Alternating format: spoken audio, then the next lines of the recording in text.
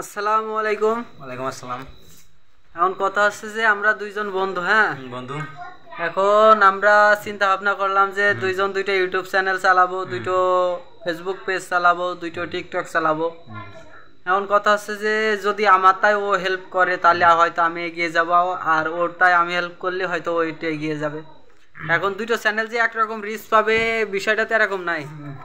এখন কথা হচ্ছে শুরু করছি দুইজন প্রতিযোগিতামূলক ফেস দেখা, এই যে যে দুইজন প্রতিযোগিতামূলক ভিডিও করব যে কে কত দ্রুত এর ভিতর থেকে সফলতা অর্জন করতে পারে, কে সবার আগে মনিটাইজেশন অর্জন করতে পারে। দুইজনের ভিতরে একটা